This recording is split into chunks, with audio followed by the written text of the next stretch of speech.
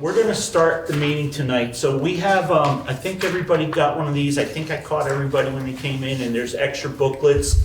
If you have a couple at home and you don't need it, when you leave, it will take it back. And then Meredith passed, there's a clipboard going around, if you can just sign in. And then we got people on TV. So the first thing is our articles of agreement state that we will do an informational meeting within 10 days before the annual school district meeting in the town opposite the town where the meeting's going to be. So this year the annual meeting is in Wardsboro at the town hall on the second floor. Pardon? No. Oh, I'm sorry. She was just agreeing. Oh, you're agreeing with me? Thank you. As long as you agree with me, I'm good. Translate. Pardon? She's My husband's translating. deaf, I'm used to doing this. I usually can hear really well, so I'm sorry for her.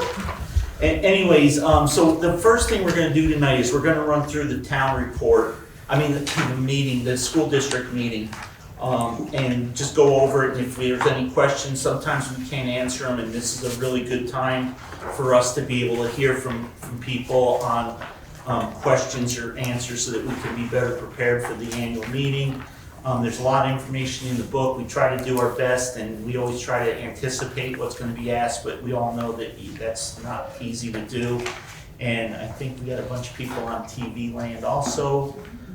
So we'll go, I think what we'll do is, after we start with this, then Sarah's going to moderate it. She'll go through the question. We'll give you an explanation the best that we can, and then if you have any questions, Sarah will handle calling on people and making sure everybody gets to ask questions if they want. And then at the end will be is the article about elections. And this year we have, as every year, we elect one person from each town as long as there was no resignations midstream. Last year there was a resignation, and we appointed Levi from Wardsboro. Levi.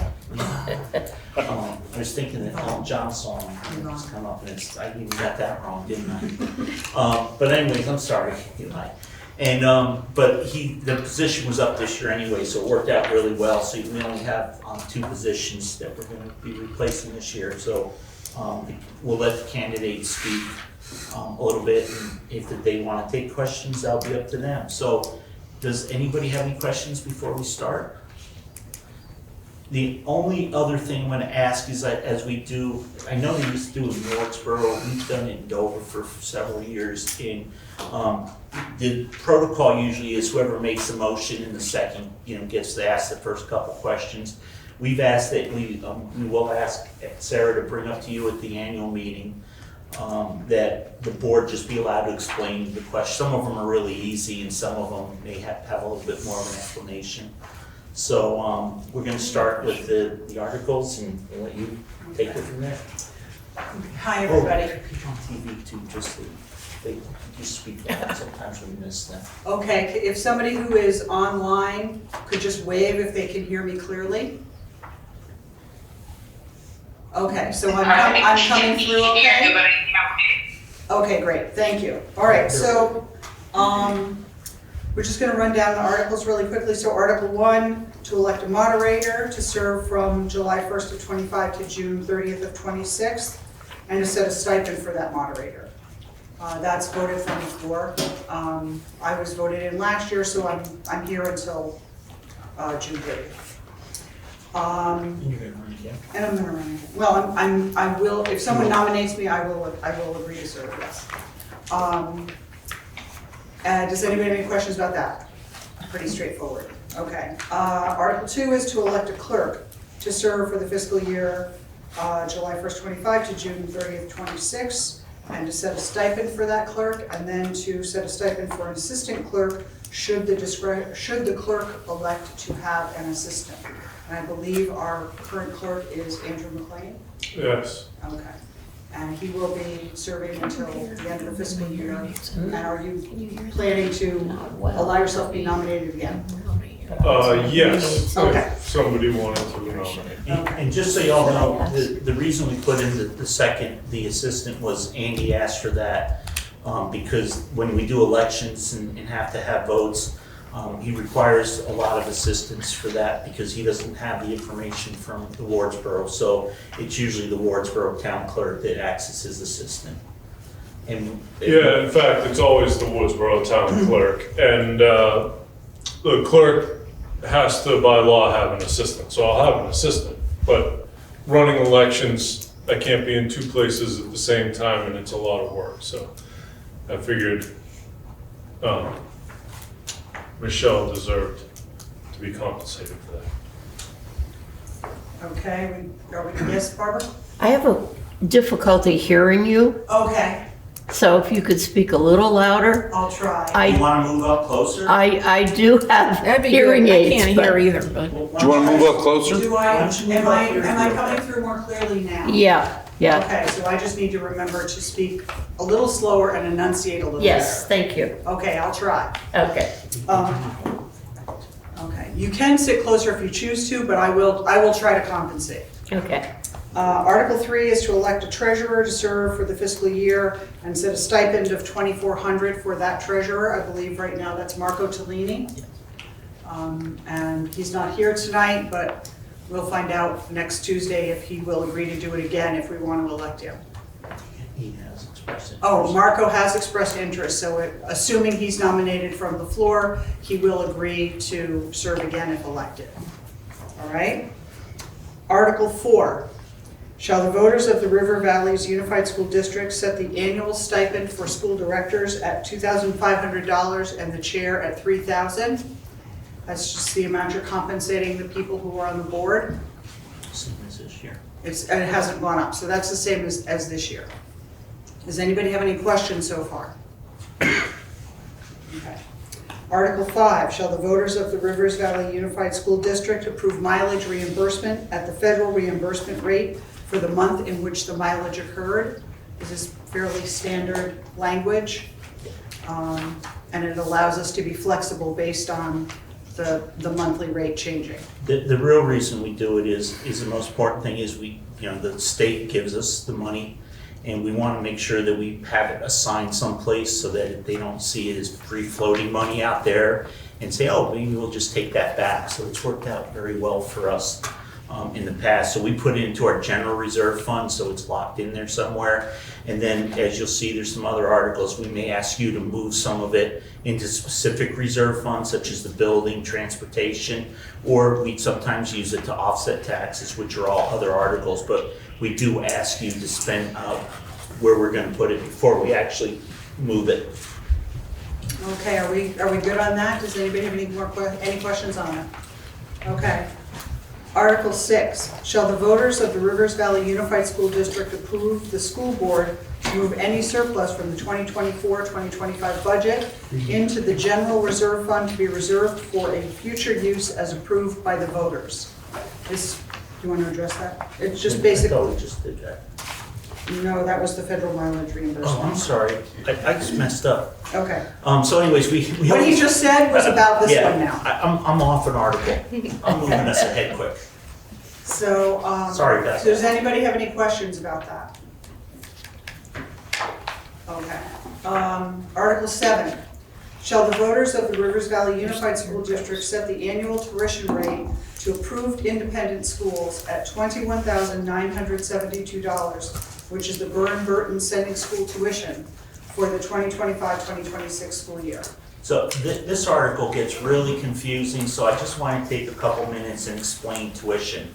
So the state law says that if you don't operate a school, then you have to tuition your students. So every town is responsible for its students, pre-K through high school. To make things easy, there are some students that have what's called an IEP, and it may make it go a little longer than high school or older than 18 or 12th grade. But so we in Dover do not, in Wardsboro, we are what we call secondary tuitioning town. So we do operate a preschool, and actually preschool we have to pay tuition to anywhere that you want your preschool student to go, but that's also a set rate. So it's pretty much elementary through 12. And we have, since we have an elementary school up to grade 6, you send your child here. If you want your child to go somewhere else, a private or a public or another public school or an independent school, then you're responsible for that. But because we don't operate and we're not part of a district that has a high school, such as like Newfane, Townsend, Brookline, are all part of the Leland and Gray district, so their students all go to Leland and Gray. We have to pay for tuition, and we would pay tuition to any public school you choose to go to, and that tuition would be whatever that school charges. So if you want to send your child to Burlington High School, and Burlington High School is $30,000 a year, we pay that tuition rate. That's what the law says. There's no action needed to be taken. You just got to get your child into the Burlington school. If you want to send your child to an independent or a private or one of the academies, i.e. such as Burton, then we have to pay the statewide average tuition rate, which is a number that you will find on page 22 of your book. And it's usually not as much as most of our high schools because it's a statewide average, and I think the statewide average is projected to be somewhere. It's in the middle and yellow. Yeah, average announced tuition is $20,840. So if there was not an article here, we would pay that much towards whatever school, approved independent or public school, or private school that you want to send your child to. Or the law states, and I'm going to read it because it's Title 16, which is your education law, Section 824, high school tuition, Section C. The district shall pay an amount not to exceed the average announced tuition of Vermont Union High Schools for the years of attendance for its students enrolled in an improved independent school not functioning as a Vermont Area Career Technical Center, or any higher amount approved by the electorate in an annual or special meeting warned for that purpose. So it's something that we have to do every year. A lot of people are confused, why do we do that every year? Is the board trying not to do it? Why do we put that there? And we're required to put that there. If you want to get the approved tuition. So several years ago in Dover and several years ago in Wardsboro, they approved to pay the Burton tuition rate. It actually in Dover started just to Burton, and then a couple of years after that, there was some people that requested that we petitioned us to do it for any school. So whether you went to Burton or any other private or independent school. The other thing that happens with public schools, if for a while, like Wilmington and Leland and Gray were a lot cheaper than the statewide average tuition. So we don't pay the greater amount, we just pay whatever their tuition is or whatever their yearly annual rate is, but up to the statewide average tuition. So that's why this article's in there. The school board cannot change school choice or school tuition. We can't just vote and say we're not gonna pay tuition to anybody. Because we don't have a high school, and we can't say we're only going to let you go to one school, because that is something where you identify and we would have to commit to a school. There was in the 60s, the town of Dover looked into becoming, and Wardsboro also, into becoming part of the Leland and Gray school district, but they, I don't know what happened, because there's a couple town reports I can't find, or it doesn't say it in the town report, it kind of fell off the page, but there was actually a committee looking into becoming part of the Leland and Gray Union High School District, and then all of a sudden, we're building a new school. It's about the same time Leland and Gray was built. So that is, so we cannot change that, and that's even why during Act 46, our study committee was with Wardsboro, Dover, and Marlboro, because we had similar structures where we had elementary schools and then we tuitioned for high school. Marlboro was a little different because they have a 7th and 8th grade program in their school. We looked into that in Dover. We were going to do something at one time with Wilmington, Whitingham, and Dover, but that got kiboshed. Long story. I'll explain to you sometime if you want to hear it. But so that is. So we can't do that without a vote of the electorate. Now there is there have been some legislation that Laura could probably speak to in the past that has said, you know, we're only gonna let you identify 3 schools that you can tuition to, or we're gonna change you and make you all one big super district. That's legislated, we have no control over that, and the board can't do anything about that. But what we will do is, as it becomes clearer what the legislature may propose, the board can bring to the voters or the electorate, you know, some options, and we'll look out for the voters and for their students and for our parents like we have in the past. But as of right now, there's nothing set in stone yet, and and I don't think there's anything that's gonna come out of this legislative session that's gonna do away with tuition. And I did see in one of the bills, I think the bill that the House just looked at, you know, they do talk about changing tuition, but there was something in there about allowing students who are already enrolled in a school to complete this education in that school. Yeah, I would expect that to be the case. Yeah. I would expect that to be the case no matter what. So I know it gets a little confusing. Is that good for everybody? Does that seem to make sense? Because I know there's a lot of concern and misunderstanding why the school board puts that article in every year. You know, what is the intent? Why do we do that? And we do it because we have to if the voters want to have that higher rate. Yes, Jerry? So what I hear you saying is that originally, I have some questions and then I need to be sure that I understand this. Go away. Come on, you're on camera, go. Can't go. Right now, we're paying $21,972 for students who are going to independent schools Right now, no, this is for next year. for next year, right? Right And that's now, like it's- are those private schools or public schools? Or That's, both? so again, Jerry, follow. I'll go I'm sorry? over. So what happens is we would pay the statewide average tuition up to any private or independent school that you Right. may want to send your child to. So the numbers are all over the place. If you send your child to Northfield Mount Herman, that's Okay. probably $50,000 a year. So you chose We're- 21,972? Yeah, let me finish explaining it, because you asked the question. So we would pay up to that. If you send your child, your student, to a public school in Vermont, we would pay whatever that rate is. You don't have to vote on that. That's not part of this article. I It is- understand that. Yeah, and if you vote this article down, if you say no, then what would happen is we would just pay an amount that's 28,840. Yeah, 20,840. you got it. All right, and how did this get instituted? It was never put to the public vote originally. Yes, it was. It was. So it was Back petitioned. when? In Dover, it was petitioned to the Dover School Board. The Dover School Board presented it at an annual district meeting, Okay, and the electorate voted to do that. We said that if you voted the first time, we will not make you petition again. We will keep it on the ballot. About the same time Act 46 was going on, I can actually tell you because I was at the Wardsboro meeting. Wardsboro voted, they stepped up. In 1 year, they voted a higher number. It wasn't the Byrne-Burton rate, but it was higher than the statewide average tuition.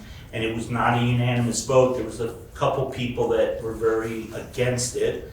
And then Wardsboro approved it, and then we became and then the following year, they voted the Byrne-Burton rate. And it was just for Byrne-Burton as it was in Dover. A few years after that, just before Act 46 had us combined, then we would petition to make it any school, not just the Byrne-Burton school. That got approved again and again. We present it every year. So and then when we combined with Wardsboro, they were doing the same thing. So that's what we presented at the first annual River Valley meeting, and that's how it's been ever since. so if we were sending them only to public school, like Leland and Gray, or Brattleboro Union High School, we'd only be paying $28,840? Well, whatever the numbers are for this year. Okay, Right, so Jerry, uh-huh, each public school sets their own tuition rate. They could say, like he said about Burlington, they could say 30,000. By statute, we have to pay that amount. okay, It's the independent and private schools that we control, or we Right. everyone here can vote to control how much gets spent. But a public school, we cannot control how much gets spent. Did you want to say something? Just, we need to also be saying religious schools. Oh, Well, any approved school that can accept public funds. And that includes, Well, hang, just, I'm sorry. no, that's okay. sorry, I didn't mean to. So Jerry, have you? No, the bottom line for me is I don't understand why we're a public school. And I don't understand why we're paying parents to send their kids to a private school. Well. Okay, I get it now, and We you've don't explained have it to me, okay? Right. I just think doesn't make any sense. But the electorate voted that. I understand that. I, I'm just giving you my personal opinion. this is about BCTV. I'm getting a text saying they keep going black. Okay. Point of order. If this was an official meeting, yes. Well, it is an official. It is black. How do you get it out of here? Okay, sir, you had asked a question? Just so I understand it myself, so it's not a matter of restricting where the choice of school is. It's just a matter of, for public school, there's a set rate that the state says has to be paid, and then we're now voting on the rate for any other school that you might choose. Yeah, the law says that any public school, we would pay that rate. We have no say in the decision. You send your child wherever you want to send them, Okay. public or private. And if you choose a private school, we will pay up to that amount. If you choose to send your child to a school, that the ABC school, and it's accredited and approved by the state, and their tuition is $500, that's all we're gonna pay you. We're not gonna give you the balance. No, it makes sense. I'm just making sure I understand. Yeah, no, and again, it gets very confusing because it comes up every year and there's always discussion and people are always not understanding it. I will say that, there's been some heavy discussion about it at annual meetings before. Something that always comes up is, well, we could save a lot of money if we didn't vote that rate. But there's been years when some of the public high schools that we actually transport to are higher tuition than the amount we're voting, Makes or sense. pretty close. And then there's been some years where, it's been lower or quite a bit higher. It depends on the school. So if you look at, and I think it's on the education website, state of Vermont, I mean, the numbers are all over the place. There's quite a range for tuition. And just one follow-up question: are most of the schools in the area like approved and accredited for the use of those funds, or are there many that aren't included? I You guess. have to go on the state website. It Okay. tells you which schools are approved. The state puts together a list, and they have certain requirements they have to meet to accept public funds. Okay. Not that long ago. Alan, did you have your hand up? Yeah, and correct me if I'm wrong, Rich, I'm just trying to confirm that by picking that rate and committing to that rate, then the main benefit to students of this district are that they have to accept all of them. Burton says that. That's what it means to be a sending school, right? There's no application process. Burton's sending school. Right, But this is for any school. I understand. So, no, any But the school. Dover has to commit to that rate to, The River Valley, Dover and Wardsboro. River Valley has to commit to that rate to get that status, right? And then Burton charges slightly less to us, or is it more to us? No, it's the same. It's the same. Okay. We've asked about, because they do have an endowment, they do give scholarships. Yeah. And several times we've asked, how many students have ever been turned down at all? And we don't, Mark never has those. And you've never heard of them? I haven't heard of anybody, but. No, even before we were a tuitioning town or sending town, we were never aware of that. But again, it's, I don't know, that's up to them. And usually Mark is there and you can ask him those questions. Thanks. Well, no, it's Sarah, but yeah. Sarah, Yes.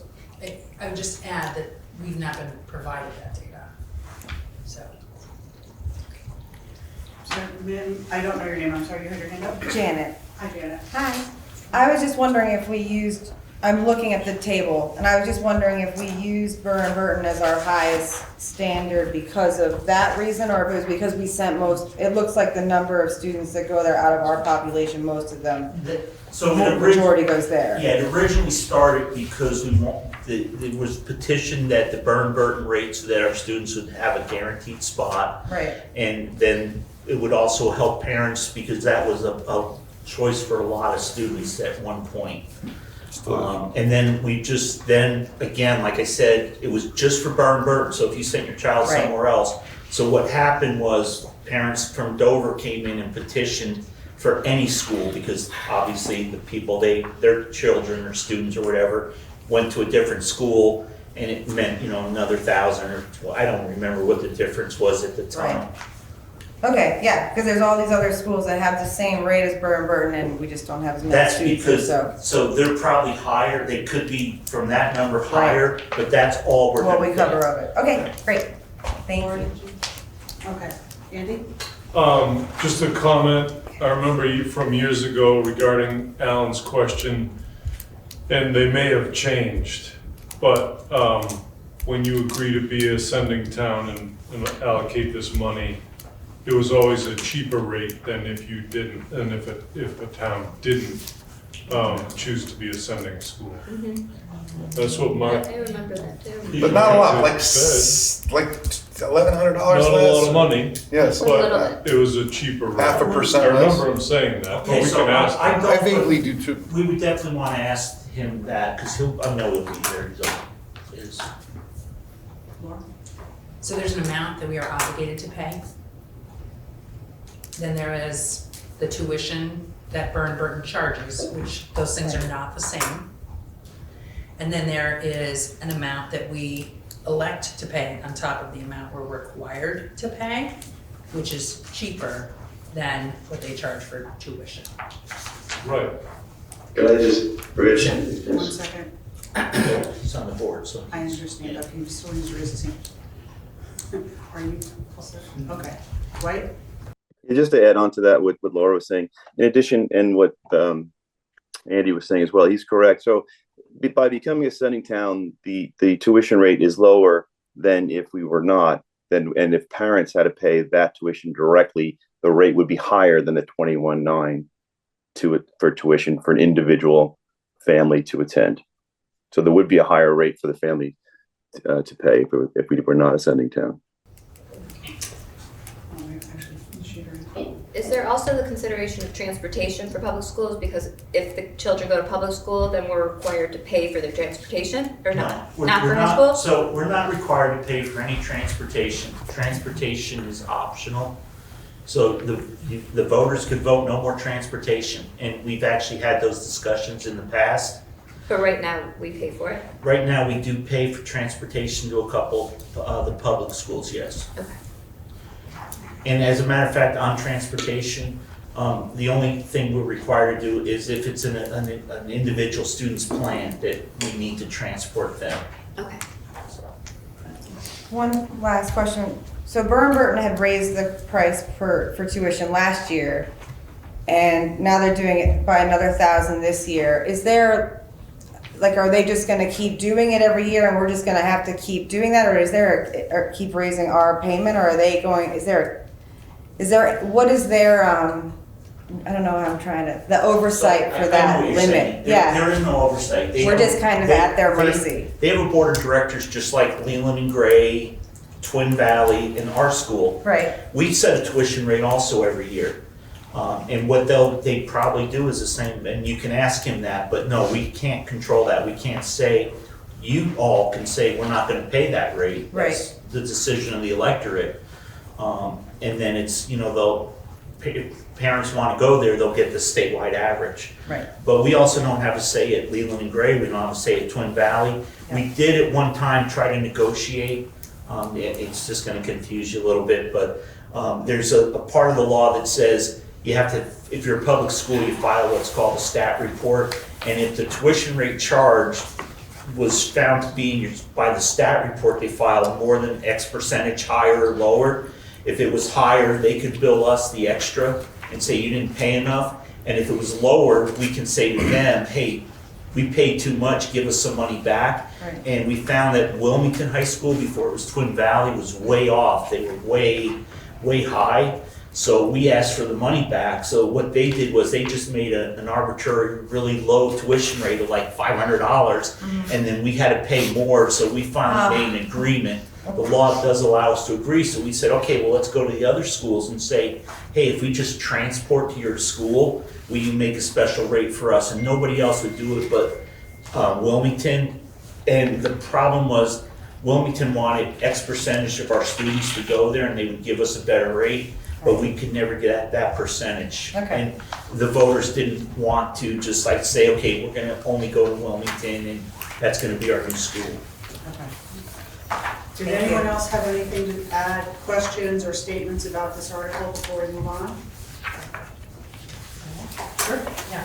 So I think just informationally, I think it's important for folk, maybe I should, if I'm gonna speak legislatively, Richard, should I get up and move? No. So just informationally. Next week, yes. Yeah. Right now, no. So the notion, there's a difference between public school and a private school. Public schools have to take everyone, period. Private schools do not, and they're able to private schools do not, and religious schools, they are able to discriminate against, about who they want to accept. And one of the things that is a little bit of a flag that we raise here is this notion of being a sending school.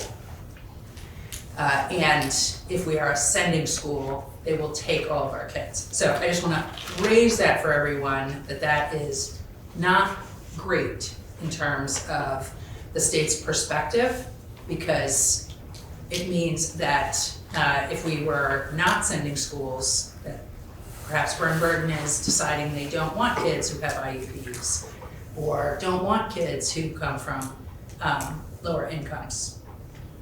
Probably not the case, however, again, we haven't had the data. I'm raising this just so folks know, this is something that is causing concern and has been for a long time at the statewide level, and is driving conversations around modifications to choice. You're welcome. Does anybody have anything else at this point? Alan? Can you explain the nature of those conversations? The Act Around. for H 454, Yeah. the sweeping bill, it's left the House, it's at the Senate, and it's a process. We'll see what the Senate comes back with. There are a lot of conversations about, we have a constitutional conflict right now with our choice policy between the federal US Constitution and the Vermont Constitution, which is eventually going to end up in court. And we have some pretty significant issues happening throughout rural Vermont in terms of the strength of the education system based on school choice policies that folks are concerned about. So nothing's nothing until it happens, but I want to elevate to you that the notion of being able to say, I'm not going to take that student, as opposed to public schools, I have to take all of these students, is something that is noted. And this, really raises it up and says, we're really doing that here. Just to qualify, because I'm not part of these legislative discussions, it's fascinating to me, but you say it's noted. I assume that's directly because of the main case, the religious discrimination case, and the expectation that most cases that go in front of the Supreme Court are going to find that you can't discriminate against those religious schools. That is what Carson said. Got it. Okay. Which is a federal case. And it also said that you don't have to offer choice. If you do offer choice, you may not take away a parent's choice to choose a religious school. And Alan, that's kind of what I brought up earlier, is that, we can't take any choice away from you. The choice is a choice. And that's why we've been very fortunate to have a legislator on the board, because we get told about this stuff ahead of time. And, at Wyndham Central, we had 3 legislators on the board when Act 46 was coming down the pike. So we were able to kind of get out ahead of that and do stuff that we felt really protected the districts and the schools. And that's what I was saying earlier. It's the same thing as, we'll pay attention. Right now, if you kind of jump on everything that's thrown out there and proposed, you'd be like that duck, that you shoot at that bounces back and forth. But once we see a bill looks like it's going to move forward, then we need to really look at it, and you as voters and parents and teachers really need to look at it too, because that, we need to start thinking how that's gonna affect us, and we wanna be out ahead of it to give everybody the best outcome, because one of the things is, you know, the best school for your child, I mean, you may have 2 or 3 children, and the same school may not be the best school for all of them. You know, you may wanna have them in different schools, but you're gonna hate yourself when you have sports. And Are you all set on it? Yeah, thank you. Okay, so again, is there anything else we want to discuss on Article 7? Okay, Article 8. Shall the voters of the Rivers Valley Unified School District approve the school board to expend $6,920,549, which is the amount the school board has determined to be necessary for the ensuing fiscal year? And then a comment, the River Valley's Unified School District estimates that this proposed budget, if approved, will result in a per pupil spending of $17,070.12, which is 16.24% higher than per pupil spending for the current year. so if you go in your little booklets on page 17 is the line item by line item budget. And since we were a unified school district, it's not as easy to read because we have some different codes, but it breaks it down with the different subcategories. We have the pre-kindergarten is the first group of numbers, and then we have the elementary and direct instruction, art, world language, music and stuff, and then we kind of move into some different topics like co-curricular, guidance, school nurse. So those numbers are all there. We try to add some line items so that if people had questions, because, you know, asking for the line in the middle of the page gets a little confusing. We've tried a bunch of different things to try to make it more legible, so we've added things that we've been told. So if you see something you think would help, you know, let us know. Page 15, 16 has a basic budget narrative, so you can look at the tax rates. And as Sarah read that second paragraph, that got suspended, I guess. That was something that was required to be done for a while, and they gave us a reprieve to it. It's a little the interpretation's a little tough because it's just looking at expenditure numbers. It doesn't also look at income numbers, and we do kind of offset our tax rates a little with a contribution from the reserve fund, which is another article that we're going to discuss, so that the taxes aren't going up 16.2% more, 16.24. So if you look at that page, 15 shows you a comparison on the tax rates, and then also at the end of the budget on page 20, I believe it's 25. Yeah, 24 and 25 kind of show you some of the fund balances and where we're taking money out and the projected tax rate calculation. So if we could on this one, this is just an expenditure line item, or the expenditure budget. So you're voting to allow us to expend this money, but it doesn't.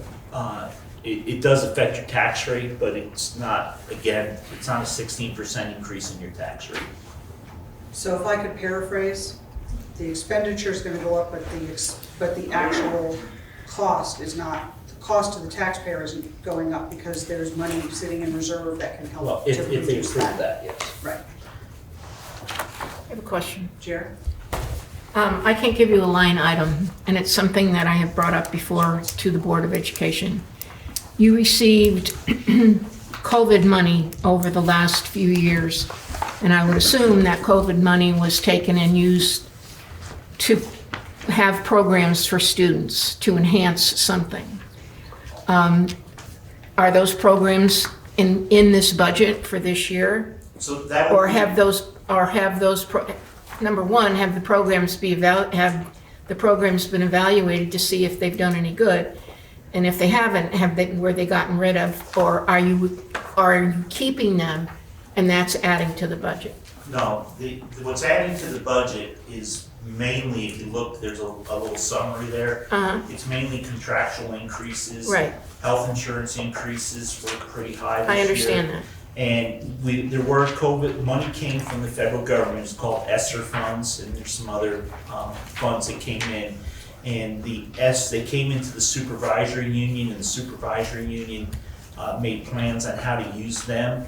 We had a 5-year or 6-year plan. I think we're in our last year of those plans, and that's more at the SU level, and that was a lot. Some of that was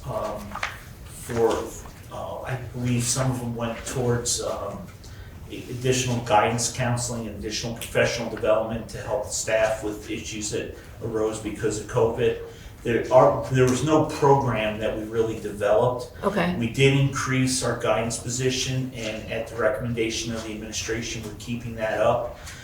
We have started at the supervisory union level a program called EL, which is something English language.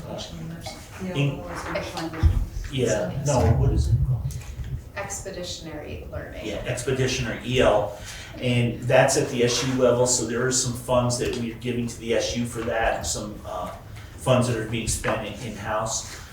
We did not just take the money and just spend it all in 1 year like some other districts did, because we didn't want to run into that cliff either. But that is the reason why there is an increase to us this year, because some of that money, we've had to make it up in other places, but it's not like a program I can point out and say, that person there is paid with those funds, Jerry.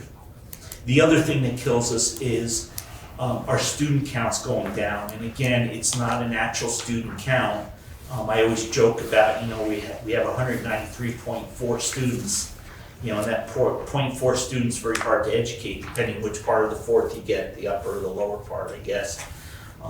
And that's also one of the reasons why the per pupil expenses are going up, because we have less pupils. And unfortunately, in a smaller school, we can't say, well, we've lost 10% of our students, so we're gonna lose 10% of our staff, because our students aren't spread out, and we need to have that class. We can't combine 1st through 7th grade. I know it worked out really well in the 1880s and 90s, but it wouldn't work today so well. Mark? I just want to point out that most of that COVID cliff was hit in our current fiscal year, so 23 to 24, which is why we saw tax rates throughout the state skyrocket. Because unlike Wyndham Central, most SUs and districts did not plan for the future. Is there anything else on that article? Okay. Article 9, shall the voters of the River Valleys Unified School District fund its capital reserve funds in the following amounts for the 25-26 school year? Capital improvement buildings for $400,000 and capital improvements transportation $20,000, with the funds coming from the general reserve fund. So on page 25 and 26 of your book, have the capital transportation, and then the buildings is on the next page. So the $400,000 will go towards finishing the roof on this building. The roof on this building was just under $1 million. We did half of it last year, we're doing half of it this year. And some other items, and if you look on that second page, I think 26, you can see out the next 10 years or so, some other projects. There's some unexpected things that were done too, like I think there was some work done in the kitchen. On the transportation, you may have been following, Dwight will be very happy tonight because he's got a very big announcement, but we were looking to get an electric bus, and then with the change in changes in DC, we couldn't get anybody to tell us the money was really there. And we didn't want to spend, we spent a little over $100 for a diesel bus, and an electric bus is like $340. And we didn't feel that if we had to pay that whole amount, we would want the voters to do that. But it looks as though that some money may be coming, so we may, much like with when Obama was president, we got some newer school buses at a much lower cost. It looks like we may be able to get a second school bus, and we actually had funded the transportation higher. We reduced it this year because it looks like we may get some grant money. And then by us taking the money out of the reserve funds, the general reserves, and putting specific reserve funds, That also doesn't create an additional tax burden to you all. It just, there'll be less money in the general reserve fund. Actually have the money, Rich. No, I wasn't gonna go there, Dwight. I'm gonna let you make Oh, the big we're waiting announcement. on the funds, waiting on the funds. No, I said we were waiting, we didn't get the money, but. We did. No. No, okay, sorry. You're good. Yeah, we did, but I was gonna let you announce Oh, it. I saw you, wait for my big announcement, I got it. A little slow today. That's okay, it's a kind of day. Do you wanna make your big announcement now or wait till next week? No, it's gonna be at the meeting, the school Okay. board meeting. Oh, It's gonna okay. be, he's making the announcement. No. All right, does anyone else have any questions or comments on this? I have one more question I need to ask. On electricity, how much do we save with the solar panels? 15%. 15%? Plus we get money coming in. Okay, thank For you. rent every month. So what happened, it nets it out, so if the plant generates $100 worth of electricity, we get a $100 credit, but we have to write a check for 85 of those dollars to the people that own the solar array. And then the people that own the solar array write us a check once a year, or I don't know if it comes in monthly or yearly, but there's always a lease agreement that we had for them to rent the land, and it was a 20-year agreement. And how long will those last before they need to be replaced? It doesn't matter, they're not ours. It doesn't matter? No. We just get 85% of the whatever it generates. They degrade after a while, so they're supposedly generating less. But we also, we share that cost, the savings, with some other groups in town, because one of the deals was we have to pay 85%, but if we don't use that 85% or all that electricity, then we're paying for something we don't need. So that's why we teamed up with the town and the sewer district, the fire district. Thank you. You're welcome. Anyone, yes? And just on the article now, so you were saying that in general, you're just saying that taxes are not going to increase because the money's going to come from somewhere else, even though it mentions that about the raising the taxes. The articles before, any surplus we have, we put into a general reserve fund. Yep. And then that's just sitting there as a general reserve. It's not specified for anything. It's cash that we have that we haven't used in the past for whatever reason. So what we do is we always want to move some into specific reserve funds in case, and I hate to say this on TV and being recorded, but we don't want the state to know that we want to have an accounting for it. We don't want them to think it's just extra money laying around. Sure. So that's why we then specified certain accounts. But last year, if you remember the article last year, we were thinking of maybe taking some from taxes, so raise a little bit of tax money.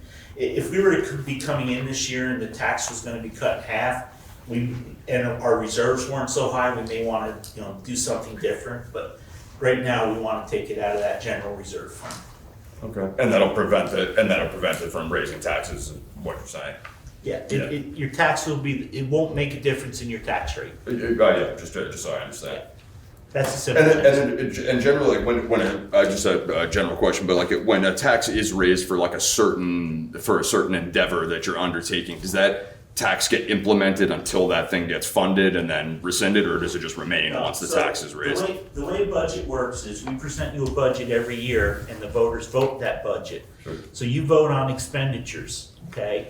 So whatever we put in the budget, we account for it, right? And then you vote for that, and then we raise that money, less income other than taxes, such as money moved in from reserve accounts, money that's given to us by the state. Maybe there's a program somewhere that we got funds. Tracy went out and over in Wardsboro, they went out and got money for a special program, and they got a grant for $100,000. Well, you have to approve us to expend that money, but you're not going to be taxed on that because that's income other than taxes.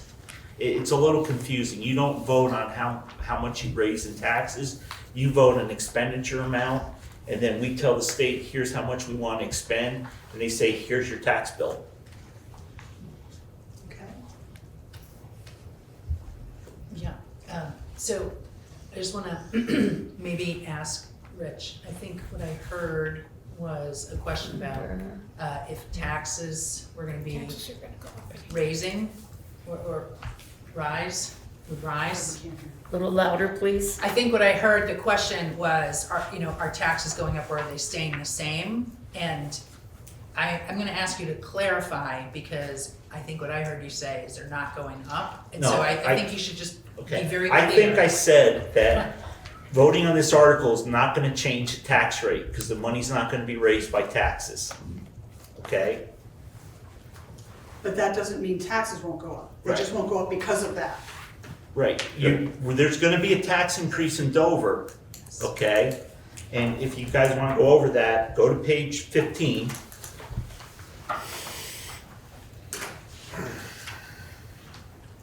So what happened to us in Dover is there's a thing called the common level of appraisal. So we have an assessor who goes around and makes sure that they file what's called a grand list. And they say to the state of Vermont, the grand list in the town of Dover is X number of dollars, right? And the state of Vermont says, yeah, we don't think so. We think your grand list should be X plus or X minus. Okay, and this gets really confusing, and so they say that right now that Dover, that our CLA, our common level of appraisal, is at 85%. So if the town says your property's valued at $100,000, they're saying no, you're only at 85%, your value should be higher, okay?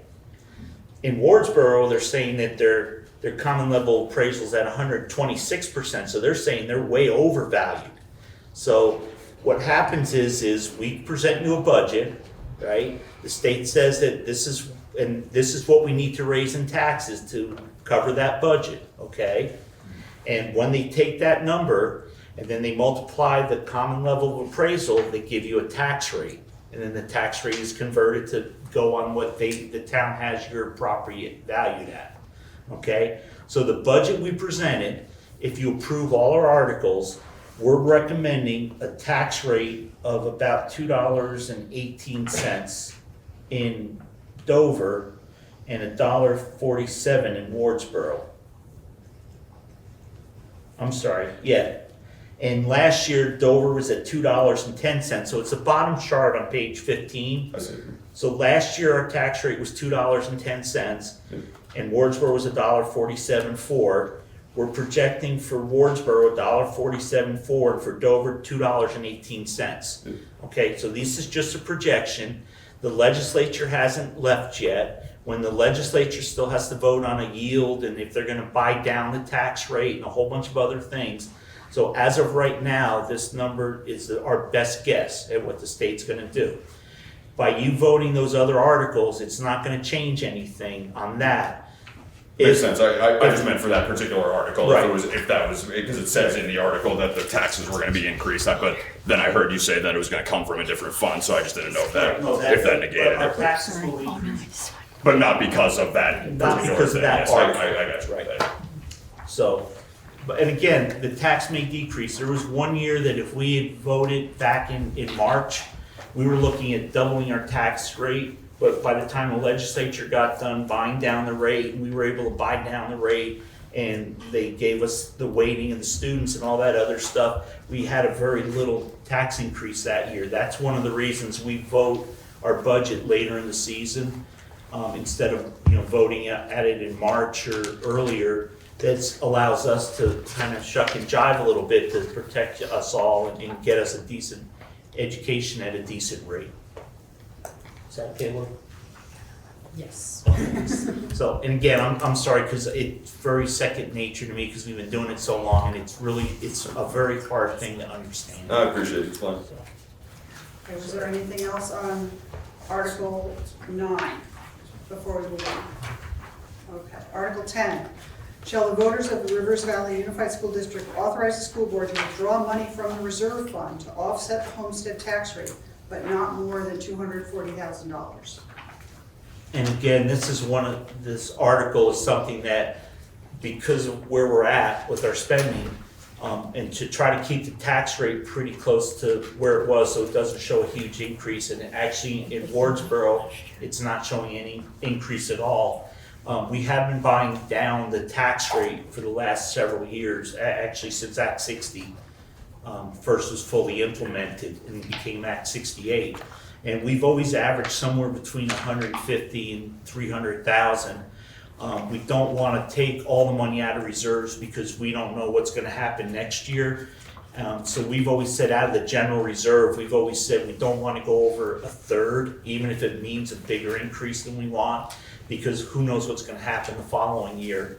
So our recommendation is to move $240,000 in, and it keeps it to a modest increase in Dover, mostly because of the CLA, and no increase in Wardsboro. Was there anyone else who wanted to ask questions or comment? Okay. Article 11, shall the voters of the River Valleys Unified School District authorize the school board to stop funding the IB Focus for the Dover building? This is a really tough one. IB was a program presented by the third past administrator 2 administrators ago. And it seemed to be a really good program. It wasn't something that the board unanimously approved when it was first presented. We spent 2 years, Laura, reviewing it, having some surveys, talking to parents, staff. People went to visit IB schools. It seemed to be a pretty neat program. It was based on Common Core principles, which the state of Vermont was moving towards. And it allowed staff some flexibility in designing a program that they could do a module and kind of cover all the different topics. They could cover the English, they could cover language, they could cover history, math, with their different programs. IB has since changed a little bit, where they've changed their core program, and this Wyndham Central went to the EL program, which is a curriculum to itself that is not so flexible that we can adjust that. So what it was doing was creating for the staff kind of like having to have 2 separate curriculums. So there was a recommendation, not a recommendation, there's a request from the staff if we would possibly think about doing it with IB. IB is not a free program. We spent a couple $100,000 probably to get it implemented because there was a lot of training, there was some applications. People had to come out and look at our school. We had to do a lot of in-service with the staff. So there could be a cost savings if we did away with IB. I mean, there's a basic cost of $30,000 to $50,000 between computer programming and IB dues that we have to pay to be an IB certified school. It doesn't mean, and Tracy can speak to it more, but she's not usually at our annual meeting, so that's why we're trying to get it right tonight, is there is a lot of the principles that were taught and were built around IB did translate well into the EL program, and it did allow our staff not to have as tough a time as maybe some of the other staff. And the other big problem with IB is we knew we were like the only school in the area, and we thought it was going to be pretty cool. But what it does do is it doesn't give our administrator or our staff, like they can't go over to Wardsboro, or they can't go over to Townsend, or they can't go to Brattleboro and say, hey, we're having issues with this part of the IB program. Where with the EL, it's a supervisory union program, so all the staff actually has training on it, and they get together and they get to work together on it. It wasn't an easy decision for us to bring it to you all, but it also isn't an easy decision to say it's, let's throw it all out. And we're not really throwing it out, we're just really throwing out the designation. We wouldn't be considered an IB school. It is a pretty big deal. We've worked hard to get there, but things have changed, and it was a pretty big deal back in the day to have a brand new horse and carriage. Luckily we don't use those anymore, so we get our cars to drive. So there is change, but we felt it was important because the voters, by approving budgets in the past, approved the IB program, that we have that discussion with you now. So there would be some cost savings, and what we would do is we would just not have to budget for that. It is in the budget now, and we wouldn't amend the budget because we would have already voted on the budget, but we just want to get input and see how we move, if that's something the voters want to move forward with.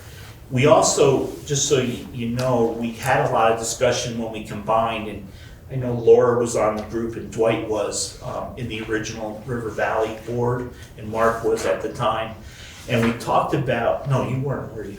You came in afterwards? I came in afterwards. I was Okay, at I'm the sorry. meeting, but I wasn't on the board. Yeah, so one of the things we talked about was, should we do IB at the Wardsboro school? And one of the reasons we didn't do it, we went for the STEM program or STEAM program in Wardsboro, was we were two fairly small schools in the big picture.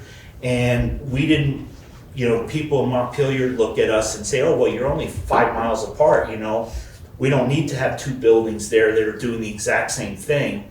Let's just close one of you. And the state could, eventually force us to close. So our thought was, if we had two very vibrant, and that's not the word I'm supposed to use, robust, robust, what was the Robust, yeah. No, That's the Bill, one you're not supposed to use. what was the term Bill used so much use?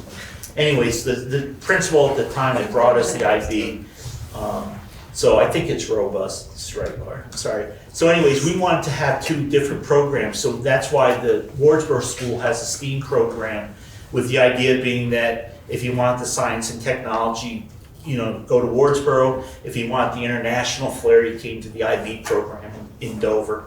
So again, it may be something that you may want to tell us that we need to, consider more, get more information, or we can even have a special meeting at some point to discuss that. We weren't sure how strongly people felt about that, so we thought it'd be a good thing. The teachers asked us, it was kind of late in the planning process to put together the warning, but we thought we could put it out there. And if there was a really strong feeling one way or another, you would tell us, or you may vote not to do it and just tell us to direct us to, work on it and bring it back to you next year. So I have a question, if I'm understanding you correctly. The staff is in favor of eliminating the IB program, the staff of Dover School? I don't know if the whole staff, most of the staff signed the letter. I don't have it in front of me. I don't know, was it unanimous? Every staff member signed? Okay, I'm not sure. The staff presented us a letter signed by a majority of the staff to consider not having IB. Yes. Was there any discussion of having the STEM program here in the Dover School? Well, no, because that just, like I said, it came up late in the planning process. It was after Christmas break, I believe, that it was presented to us. So there was a lot of other stuff we had to attend to, so we didn't actually have a lot of discussion about it, Barbara. So it would probably be a good question that we can ask and we can find out, and I will try to get a copy of the letter. I would think a special meeting would be in order to hear more from the principals and or the staff in terms of that program. Yeah. And even, how much money would we be saving? Look, like I said, just with short work, we figured about $50,000 to $100,000. For 1 year? Well, every year they're on. Every year, Because yeah. we have to pay, every year you have to pay the IB fee just for that, and then there's a special computer and program that they have to submit information on. Right.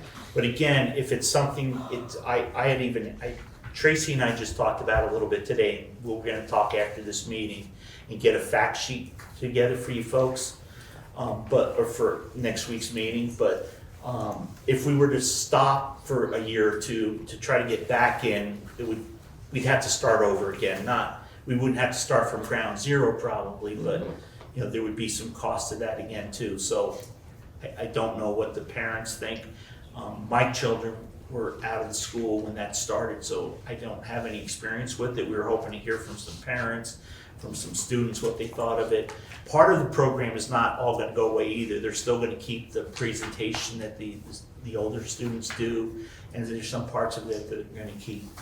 I will be very honest with you that I took a lot of notes, and I talked to Tracy, and I told her she had to dumb it down a little bit for me. And those are my notes, and I tried to translate them, but I ran out of time. So I will put something together much better for you. Good, thank you. So I want to point out that the IB cost is less than 0.5% of the total budget annually. We've got a $7 million budget, talking you said 30 to 50,000, which is what it has been in previous years for IB. Either way, it's less than 0.5%, so it's very small. And IB is a lot more than just a framework. It's an internationally recognized accreditation, and it puts Dover School on the map. Without that accreditation, you don't have that. Right, but the problem also is it puts a lot of undue stress on staff to have two different curriculums they have to work with and that aren't complementary to each other. So that's why the letter came from the staff. It wasn't a financial decision on our part. It was definitely something that was brought up by the staff. And that's why we were presenting it. And again, the board, on a lot of these articles, the board doesn't have a strong opinion one way or the other, but we want to present it to the voters and get your strong opinion because you're the ones that tell us what to do. I have got a question on top of my comment. Can you get for us a calculation of how much Dover invested in the IB program prior to it being River Valley's? Yeah, that's a little hard to get good hard numbers, Mark, also though, because some of it was additional training that we did, and you can look at the training, how much we spent on professional development, but also there were some other things involved, and we can find the numbers that we presented at the time. I don't think I can give you an exact number. I know Bill used to have a number, and I just... Well, it was a ballpark. I don't remember what it was. Yeah, and I don't remember either. And Bill doesn't talk to me anymore. I was wondering when did the EL come in? Has it always been IB and EL, or no? What and we why?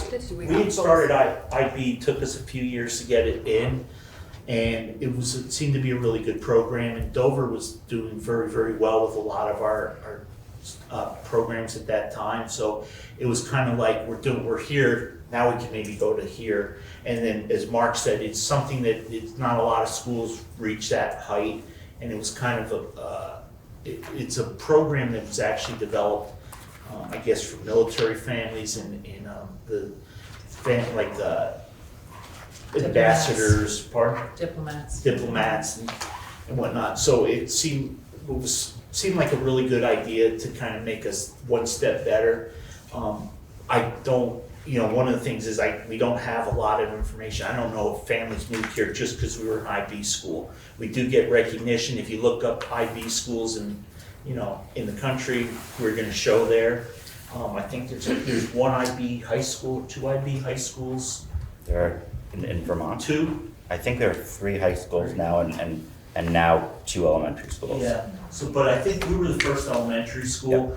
Yep, some of the problem is if we were from elementary to high school, then you could follow through. There was no local high school that you could transition into, so it kind of ended here. We were kind of hoping that maybe other schools would pick up. There have been some elementary schools that have picked it up, but we're kind of like the island down, remember most of the state thinks that we're in northern Massachusetts. We're not really part of Vermont. And then EL came up 2 years ago. Last year, the supervisory union was having issues with their language arts in a lot of its buildings, and there wasn't a program that was standard to everybody. So that's when they brought in, the director of curriculum brought in this program and brought it up, and the SU board really liked it. It's supposedly had really good support from a lot of the staff and administrators and in the central office. But again, then it was something new to give to the staff. So on top of doing all your IB stuff, now you gotta do this EL stuff. And again, I tried talking to Tracy today, I'm not gonna put words in her mouth, she can nod if I'm wrong. But some of our staff had an easier time than other staff because of the experience, but it's still 2 separate curriculums they have to try to, where the IB was one curriculum that kind of covered all your topics. And Wardsboro School has both the STEAM and the EL? Yeah, the STEAM is not a program though. Oh. The STEAM is not something that we're tied into a certain group where we have to pay dues to be known as a STEAM school. And actually the STEAM kind of fell off a little bit last year partially because of COVID, some changes in the staffing at Wardsboro. We had some issues early on. And our new administrator has done a really good job of trying to make that a better program. But it's not like we pay something, I mean, we do put some money in the budget for that, but it's not a program that somebody says, okay, if you want to be known as the Wardsboro STEAM school, like we are the Dover IB school, somewhere here. Bottom left. Bottom left, thank you. You know, there's no certification or anything that we have to do. It's just additional training that the staff does. And we can, you know, we can definitely, at one of our next board meetings, have a longer, deeper discussion about that too. Thank you. Yeah. I do want to note the letter that we received from the staff did actually stress that they understood the membership might feel like an honor to the school and community, but that it is extraordinarily overpriced, and that we see this as a quick way to cut money from our school budget while maintaining high quality education. So just, that was a factor, and it was the first factor that was stressed. Was there anything else? Just one more thing, because if we eliminate the IB, then would that increase the chance of Wardsboro and Dover merging, being all one EL curriculum? Well, actually, that's one of the next questions. Okay. Wardsboro also uses the EL curriculum. Yeah. So we use the supervisory union law. So was your question answered, or are you still? I mean, it's hard to say, right? But it probably would increase the chances of the schools merging if we have No, so one curriculum. it's, right now, for the schools to merge would be a voter's decision of the district, of Wardsboro and Dover. Legislature's looking at some changes. And one of the changes they're looking at is having larger boards that cover greater areas. So there may be a board that is made up of everybody in Windham County, let's say, and you know, they're talking bigger right now, but they haven't drawn lines yet. And that board may say, yeah, we're gonna just put these two schools together because they're so close to each other. They may say that they're gonna put Newfane, Dover, and Wilmington together because we're all, you know, on a flat map, we're all within, you know, this much of a line to each other. And that would be a decision by that group, or however they make governance in the future. We had done it originally, we wanted to have the two separate things that kind of, at the time that there was discussion, to make it less likely that the state would just say, oh, look, you do everything exactly the same, let's just close one of the buildings. And that was nothing that was said, and it was nothing that they said they're gonna do this to us if we don't have separate programs. It was just something that the board at the time presented to the voters, saying that we feel that this is gonna help protect what we have right now if you all wanna protect it. The voters may all say that we don't really care, and you know, they may vote to close the building. They may say we wanna close the Dover building because it's too high in the mountain, the air's too thin, we wanna move everybody to Wardsboro. I mean, that if the voters vote that, you know, the board's gonna do what you tell us to do. Okay. Thank you. All right. Are we good? Okay. Article 12. Any other business that may legally be addressed / open discussion for informational purposes. In light of the declining enrollment, the River Valley's Unified School District will be discussing in the coming year for the next budget cycle. Discussion on consolidating none, some, or all of the grades into one building. Discussion on staffing for the future. And any other topics that the voters would like to recommend be discussed. So this is not a binding conversation. So this is the time to get opinions out and talk through things, but you're not voting to bind yourselves to a particular decision with this article. And we also don't want to have the voters at a meeting say we're going to slash your budget by $200,000 so that you have to combine, or you know, we think that you could put grades together because you can have less staff, and less staff is less money. So we thought if we could get a discussion going with people ahead of time, then that way we're not making a decision like the IB decision, sending something out really kind of at the last minute, and then just kind of surprising on y'all. So we were hoping for some input. You know, when we first formed the district, it was important to have two separate buildings, but, you know, Wardsboro has combined grades, so you have a teacher teaching two grades, where in Dover, we've had people feel that we've always had single grades, so they want to keep the single grades, but actually in Wardsboro, some of the classes are larger as combined classes than our single grade classes here. And, you know, is that really fair? There's been a bunch of discussion on staffing. Do we need two administrators? We get asked that occasionally. So it's for us to just say, okay, we're gonna have one administrator. That's a whole change in how we operate, and it's also a whole change in how the district functions. And we don't wanna be faced with a tax increase that people don't like, so we just have something slashed. We wanna kind of get input and see what's very important to people, where people are moving. That's why discussion on moving none, some, or all the buildings and the classes on staffing, you know, what are we looking for staffing? Laura will tell you, and hopefully she'll weigh in under other business also, that one of the big things in a lot of these bills is, you know, minimum class sizing, and that started with Act 60.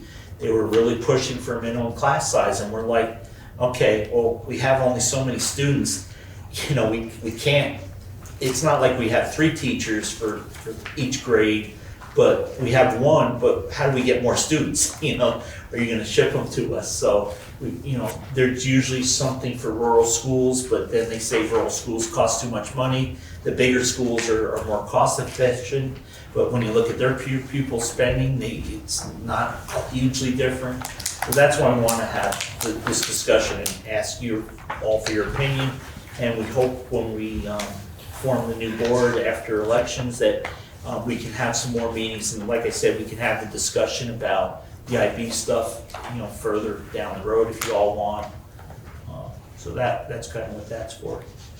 And we had one other one we wanted to add too, was I didn't think these pamphlets got sent out because I get mail in 2 post offices, both post offices in Dover, East Dover and West Dover, and I didn't see any in the trash, which you usually do sometimes. And I didn't have one. I asked my wife, and she said, no, we didn't get anything from the school. So I thought today, oh my God, they didn't come. How are we gonna get them out to people? And then I went to the West Dover post office. He said, oh yeah, they went out last week, and almost all of them came back in the trash or recycling. So I was just saying that to Andy, and Andy said the town doesn't mail them out because of that, but we also weren't sure how to get them out, you know, appropriately and stuff. So that was gonna be another question we were gonna ask. How important is it if we mail them versus if we just let people know they're available? That was all I had now. I think Laura wanted to speak a little about legislature. Did you want me to? Yeah, I think it would be really good, just, you know, 2-minute, 5-minute update. Just about the bill? Yeah, because I think that's a real concern to our voters and the parents. So there is a very big bill that is passed the House that I voted in favor of, that is over in the Senate. And we will see what happens in the Senate. It has, it'll have to come back and be agreed to. Education bills are probably the most divisive bills and the hardest to get majority agreement on in the legislature, because people feel very passionately about their kids and their property tax rates and people's bills and the staff and their communities. And so it's, you know, very emotional decisions. The governor has been adamant. Property tax issue has got to get resolved. Came forward this year with a very large proposal, which I think was appropriate in its scale and scope, looking at the entire state. Very lacking in any real detail that you could operate on, was vision. And so the House has put more detail onto that, looking at how Rich talked about the CLA, you know, looking at how properties are appraised. You know, we have professional staff in our town. We also have a huge grand list. When you think about the state, the real estate boom in the state has been such that every town has undervalued grand lists. And so there's a real problem throughout the state in that. That's part of this bill, looking at moving towards statewide assessment. Then also looking at drawing these districts. This was something the governor wanted to be done during the legislative session, governance districts, deciding what the maps were on consolidating larger districts. The House has said, nope, that has to happen during the summer. We'll see what the Senate says. That'd be a public process as part of that. And then independent school policy, looking at where we can pay, dealing with this Carson issue to independent schools. I expect that will come back in a different format from the Senate, but it narrows it to only paying to schools in state and that currently have 51% of their students are public school students. Is that right? Publicly funded students. There are ratios in there. This is another thing that the governor has really wanted. Class sizes, not ratios. It's class sizes. Oh, sorry. And so what that means, ideal class sizes, what we're looking for in terms of schools, maybe ideal school size. So the reason that I voted for this is to keep it moving, and because it is big enough and the timeline is such, it would not really be fully implemented until 2029, 2030, that there's a lot of room for public participation and for the legislature to come back and adjust in turn. So it's a big, big, big change. It also is looking at changing aspects of the State Board of Education and having the legislature appoint a few members. That's directed at the governor, or the governor controls the state board. So that's where that's what's happened. It's over in the Senate. They've come back. Sorry, Rich touched the computer. Shut everything off. Yeah. No, we're good. It's still. And Sorry. anything could change coming back from the Senate, but the key will be you have to have a majority of the Senate, a majority of the House, and the governor agree on something to move forward. I do think something will pass this year. I don't know what the elements of it will be. So. Did anyone want any more information or ask Laura any questions about that? Andy? Just off the top of your head, Laura, do you recall any of the minimum class sizes that the governor was recommending for any of our grades? I don't, but they've already gone down. Okay. So they've already been reduced. Yeah. And you know what I would expect is, as part of this, there's a proposal for 5 retired superintendents, and now adding a couple of legislators, which some people think is a great idea, I don't necessarily, onto this mapping commission. I would expect that is happening, the goal of which is where should these consolidated districts be. There's going to be additional information that will come in that will drive things like that, where you may say, where we live and the kingdom are about as sparsely populated. And so, you may see some adjustments to what's acceptable. Cool, thank you. You're welcome. Anyone else? Okay. So at this point, we would be going to Article 13, which is actually the Australian ballot for the open contested seat in Dover. So, the school director in Wardsboro voted on it, it's not going to be much of a contest. It's my understanding. Wow. Well, but we do have two candidates who are interested in the seat in Dover, or the Dover seat. Did you want to say something before I finished, or? So in case I leave, if I could, just remind folks to come and vote, and if you can't, I have absentee ballots. If you're from Wardsboro, Michelle has absentee ballots, but make sure you come and vote. That's all. At the town hall and Town office. Dover folks go to the town hall in Eastover by the library. Wardsboro folks go to the town hall in Wardsboro. That's a week from Monday. today, right? Monday, that's correct, But go to the town office if you want to get an absentee ballot. prior to Monday, right. Thank you. Oh, thank you, Andy. Are both of our candidates here? Yes.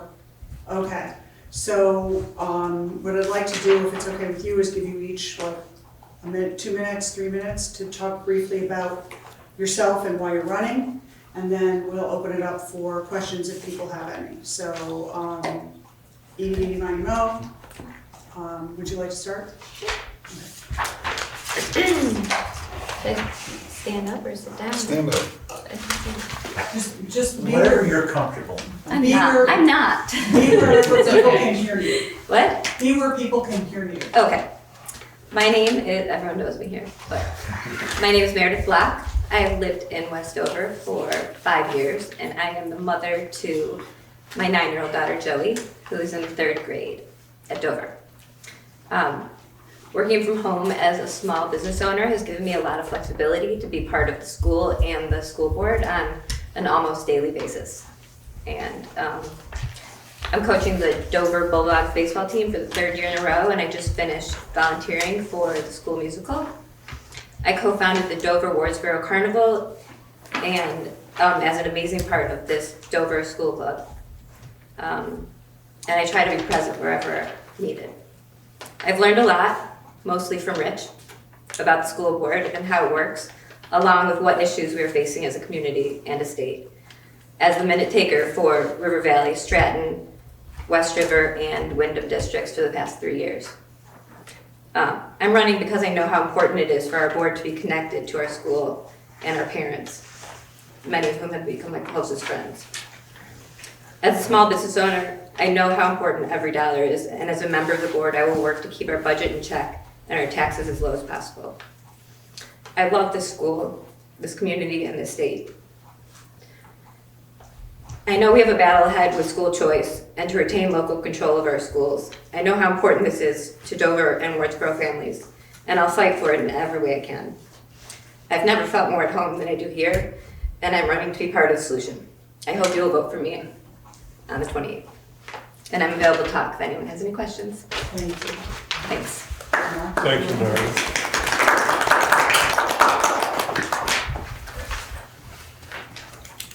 For those of you who don't know me, I'm Mark Schauber.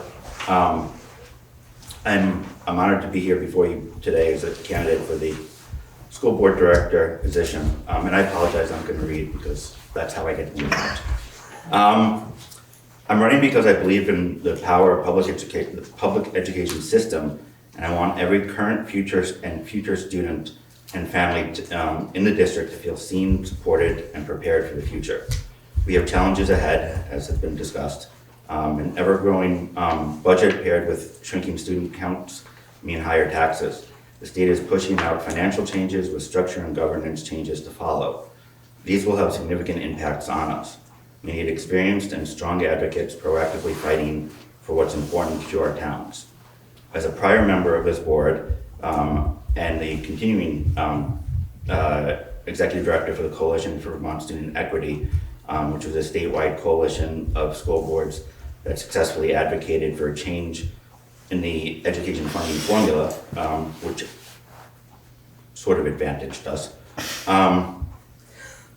Community members, funding formula, and community member who has stayed involved on the principal advisory committee. I've seen the challenges our district and our school face, but also the incredible things that our students and our teachers achieve every single day. If elected, my 4 top priorities would be: 1, listening first. I'll keep an open door policy for parents, students, educators, and the general public. Sorry. I'll hold monthly office hours so that you all, members of the public, can have easy access to me. 2, finish what we started. I sort of mentioned this a little earlier. In 2021, I spearheaded the effort to create a new website for the district. Voters gave the school board $30,000 to work with. partially on a promise that it would improve communications with the community and would be a jumping off point for a public relations and marketing campaign to attract new families to our towns. Only about 2/3 of that has been spent. With Dover's IB accreditation and the STEAM specialty at Wardsboro, there are compelling reasons for families to want to move here. I'll work with members of the board, school community, our select boards, and our economic development departments. I don't know if Wardsboro has one or not. To complete this project and the promises that we made when we asked the voters for the money. 3, advocacy. I'll use my experience to actively advocate in Montpelier for the issues our towns are most concerned about when it comes to the changes the state is considering. 4, focus on excellence. Every child in our district, regardless of background, should have access to the highest quality of education, safety, and opportunities that prepare them for the future. This includes making sure that our teachers, the heart of our schools, have the resources, training, and respect they deserve. I would work with the administration to make sure that there's proper balance between EL and IB, because I do believe that IB is an essential part of the Dover Elementary School. And I do hope that voters whether they agree or not, will come to the annual meeting next Tuesday to voice their opinion. I hope that I can earn your trust and your vote. To indulge me for one more minute, I want to talk about something that isn't talked about all that much. Beyond my experience, my work ethic, my hopes for the district, I truly care about each child's future and our school's future and those who make them tick. For the past 6 or so years, I spent most days learning about, thinking about, discussing, and advocating for the highest quality of education for RVUSD students, as well as every student in Vermont.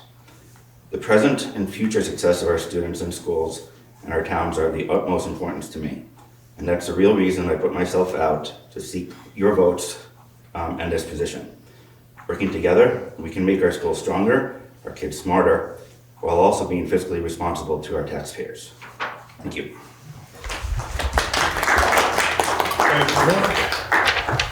Is there anyone who would like to ask any questions of either of the candidates? Yeah, I just want to say that it is very exciting to have 2 candidates come forward. Contests are good for democracy. This is a really difficult time to serve in public office. So I want to thank you both for coming forward and for all that you have done and are doing for our schools. And I have one question for both of you, which is, if you are not successful, will you run again? Because sometimes that happens. Absolutely. Awesome. I will stay involved. I'm not going to commit to run again. I was already on the board for a while. And to follow up on something you said, I want to publicly thank you for your years on this board. You spent many, many years advocating for our kids, and the work that you've done is extremely meaningful, not just to Dover and Wardsboro, but statewide. So, thank you. Mark, you took my thunder, buddy. Sorry, that's not usually the case, but. Did anyone else have anything they'd like to ask or any comment they'd like to make? Anybody on Zoom want to raise a hand? Just yell out. No yelling. I got a question for Laura.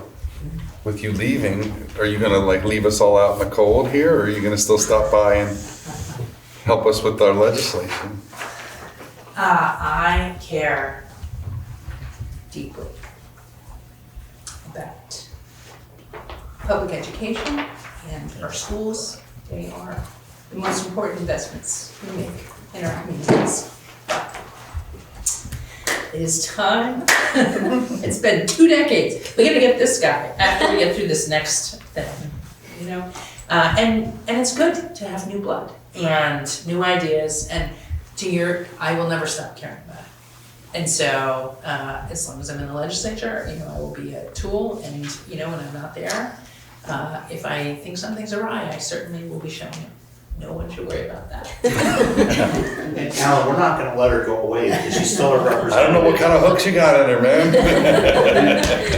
I used to brag at the state level that, in RSU, we had 3 legislators. We had Emily Long from Newfane at the Leland and Gray Board. We had Carolyn Partridge up in Wyndham, who is such an advocate for small, multi-grid classrooms. She was a bus driver up there, and we actually really could get things done, and it was really kind of nice.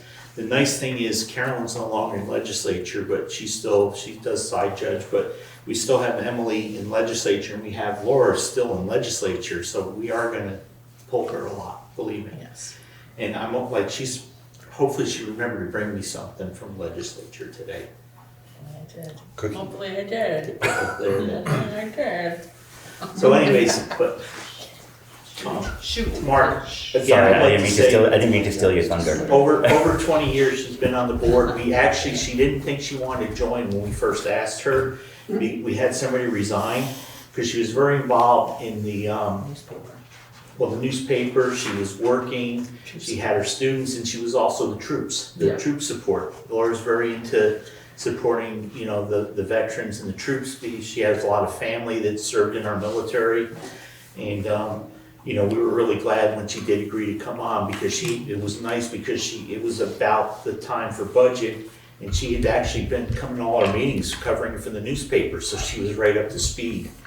We're very fortunate this year because we have a former board member. We have somebody who's been at our meetings for 3 years, so is very up to speed on what's going on. So there's not going to be a huge learning curve. So, we've been very fortunate. Laura, we thank you very much. We hope you do come next Tuesday.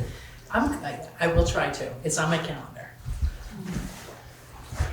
So is there anything else we'd like to discuss or bring up? I'll just say real quick that both of those just really knocked the socks off my campaign speech. My favorite ever. You don't have a computer. You didn't make a campaign No, I don't have a computer. That was all You he said said. hi, I think that was your whole campaign speech. Sometimes that's all it requires. All right, so just as a reminder, everyone is voting on next Monday, April 28th at your respective town halls. And the annual meeting will be held on April 29th, so a week from tomorrow, at the Wardsboro Town Hall, beginning at 7 p.m. All right, and with that, we will adjourn the meeting. No, we're not adjourned.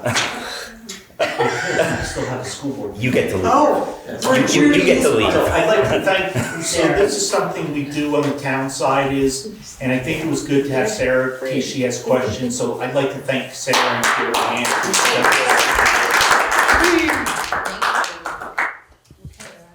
Thank you, Sarah. So listen, folks, we're gonna take a couple minutes, if anybody needs to hit the little boys' room or ladies' room or get a drink or anything, and then we'll resume.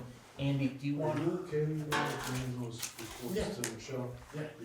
So Andy, what I'll do is I'll split them up with him, Alright, and then I'll bring you the rest tomorrow. okay, perfect. Is that okay? That works great. Okay. Thank you. I'm gonna zip, so I'll be joining via Zoom. Okay. Hey, people in TV land, give us a couple minutes, and we'll be right back. Okay, we're gonna call the meeting back to order, guys. We're gonna undo our recess. You guys all set? Yep. Okay, Kate, if you hear me, thank you. Just so everybody knows, hi Kate, y'all good? Okay, so Tracy went home. Tracy had to do something today, and she wasn't feeling really great, and it was very uncomfortable for her, so I didn't want to make her suffer. Bob had an emergency today too, so Bob's not going to be able to make it, just so everybody knows. So Francesca's going to make sure I do the right thing and call Levi by his proper name, Eli. So, The more times you say that, the harder it's going to be for you to Mark, remember. it's going to be hard just because everybody's going to be watching me now, and this guy hates me already. So we got, folks, I know that a lot of you left, and we had kind of the board meeting. Dana, I think you're the last person standing. Do you have anything for members of the public? No, sir. Back tonight. Thank you. Okay. Did you enjoy the pre-annual meeting? It was great. Good. Mark, you all set, sir? I'm good, yeah. Okay, and then staff, I see we have Anne Marie. Did you have anything?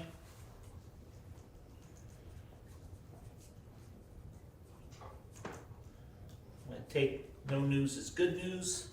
I'm gonna skip over to old business. Greg, we're gonna get you going, so if you wanna talk about the water system and the Wardsboro water system and the boiler in Wardsboro. I'd love to. So the Wardsboro water system, the permitting is in the review phase. Hoping to know in the next, week or two. I mean, how the state can be. But that's moving right along. As soon as we get the permit, we'll move ahead with that. That just should move pretty quick at that point. The Wardsboro boilers, we've gotten 2 quotes from ARC Mechanical and Alliance Mechanical, and we're awaiting one final one from Kingsley. ARC included, he was swapping out a couple of pumps that Alliance wasn't, but his bid was substantially higher. So unless there were some really expensive pumps, I don't think that one was very close. And then we'll see where Kingsley comes in. So does anybody have any questions on either one of those? So we're good, everything's kind of moving forward, so. Yep. Everybody good, Dwight, Kate? Yeah, that's it. Okay, good. Okay, so before you take off, it's kind of old business, it didn't get put on the agenda, but Dwight has something important to tell y'all. Thanks, Rich, and sorry for spilling the beans before, but I thought that actually was related to that item because that's something people vote on. But anyway, yeah, good news came through about a week ago, right before the holidays, from the EPA that our application for our electric bus was approved. Well, the application had already been approved, but what was approved was the payment, which is even probably more important, I guess, to get the money, right?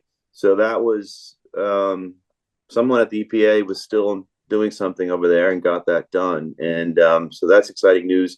And then they said the money would be transferred within a week, and I found out today that I spilled the beans before that it had been transferred. I'm not sure if you can confirm that, Rich, but I was told by Heidi that the funds are now in our account, $345,000 richer in our account, which is really exciting news. Because it obviously getting the bus is great, but it also takes some heat off some of our other areas of the budget, which is one of the reasons we did it as well, which is exciting, which means we don't need to buy a diesel bus at the moment, and kind of frees up some other things as well. So that's some good news for us here, I think. And we can move forward if the board so chooses to put a deposit down and get a bus. So go ahead there, Mr. Frost, sir. Thank you, Dwight. Sure. Dwight, you're muted. Greg, you're muted. Goodness. All right. So along that same lines, the bus transportation bid to contract out busing. Hey, Greg, hang on one second. Let's finish up with the bus. Okay. Okay. So we had agreed to move forward with the purchase of an electric bus, and we approved it. And then the people that we got the bid from the bus wanted payment, and we tried to find out if we were actually gonna see the money, and we weren't sure. We couldn't get anybody to confirm it. And we felt as a board, we had a discussion at a meeting that we did not wanna put the district in the liability of having to pay for $340,000 if it didn't show up. And even if there was a lawsuit, we're a few years down the road, we would have to front that money, which is pretty substantial.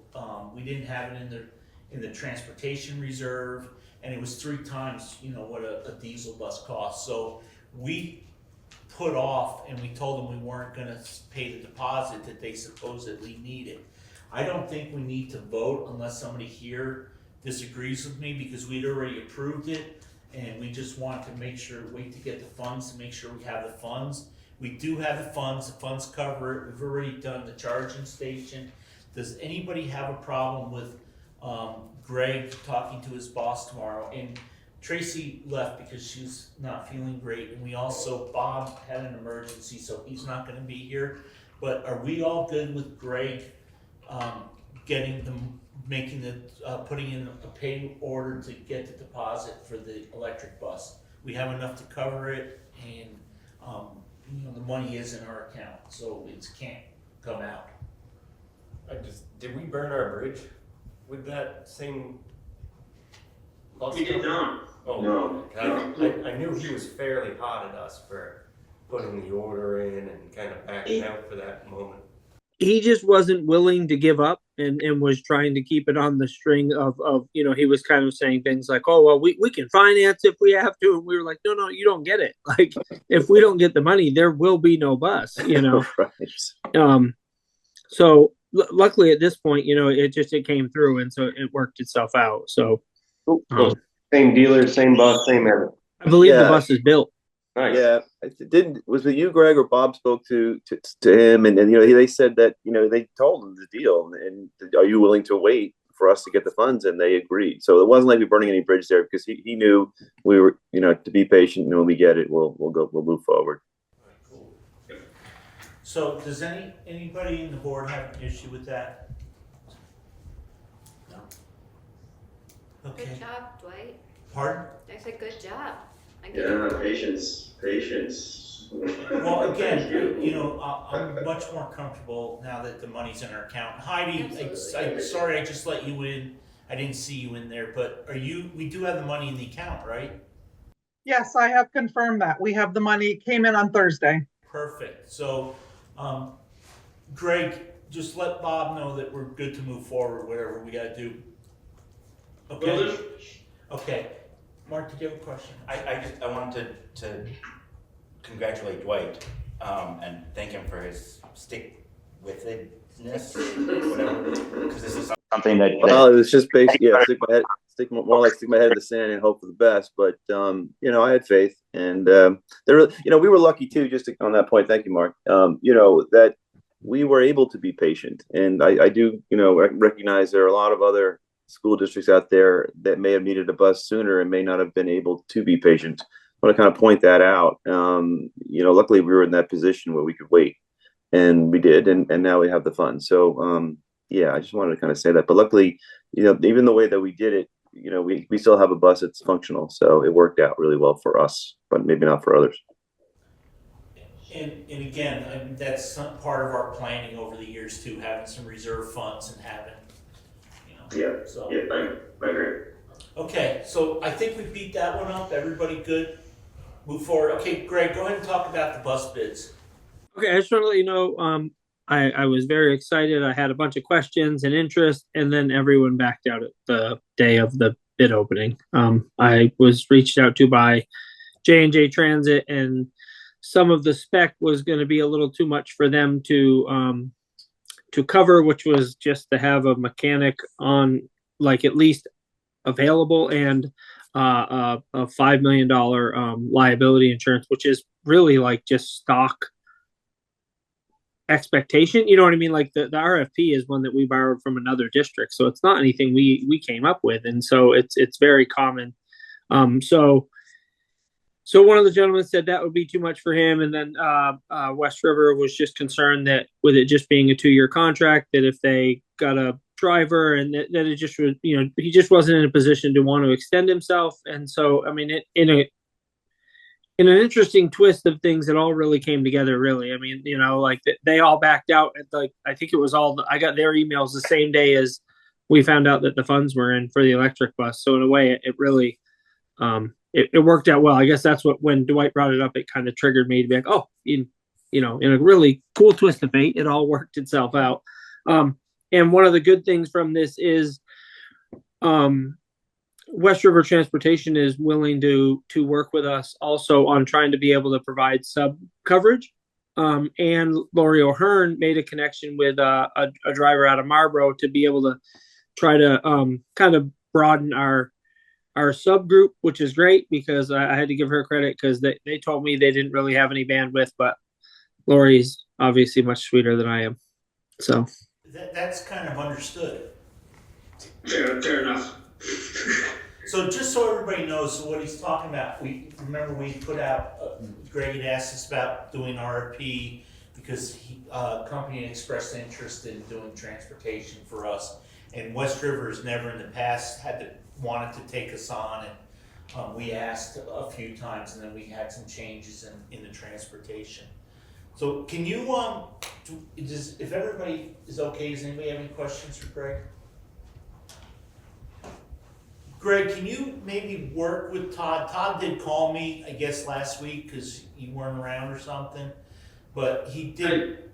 But that was after we had talked. I didn't know why Okay. he reached out, but It was nice because, we have done stuff for them in the past. When we got the Obama buses, we gave him one of our newer buses and took one of his old ones and destroyed it.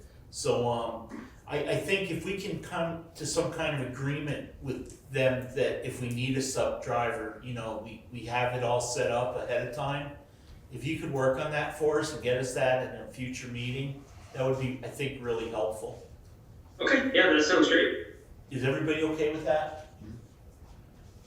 Okay, cool. Thank you so much. Greg, do you have anything else for us?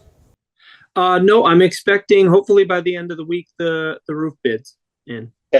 So, and I think other than that, there was a bit of a water flood in the kitchen a few weeks early in the spring there, and so we do have an insurance claim in, and so we actually, for our $2,500 deductible, we'll be getting a new floor in the kitchen.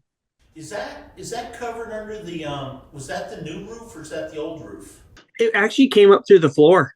It was like groundwater. Tracy said they were just like they were mopping it up and you were just watching it come through the floor. Yep. Which was odd. Flood insurance shouldn't cover it. Mine would be It did, yeah. So we just have our deductible of $2,500, and I don't know. Listen, Visbit's insurance person came down. He saw it all. We're good to go. I'm happy to get a floor put in for $2,500. Never looked a gift horse in the mouth, dude. Okay. Is everybody good, Greg? Okay. Hey, Greg, thank you very much. Sorry, we usually, these informational meetings usually go about, if they last 15 minutes, they're a long time. So it was a good meeting tonight. We had a lot of participation, but I'm sorry about making you wait so long. It's okay. I understand. It's part of the game. Thank you, buddy. Thank you. Take care. Heidi, same thing with you, I guess. I'm not sure what you had. I was just checking in to see if you needed me. I figured I'd be available for the bus. I just had a hard time getting back in. And so, if you don't have anything for me, I'm happy to. Rich? Yeah, I had an item I wanted to include in the budget. In the agenda. I think I emailed to you, and maybe Heidi could shed some light on that for us. Yeah, I think they already did, but Heidi, hang tight for a minute, okay? Oh, sure. Okay, I didn't get to, because of the other meeting, I didn't do additions or deletions to the agenda, but Dwight had a question about the summer camp at the Dover School this year.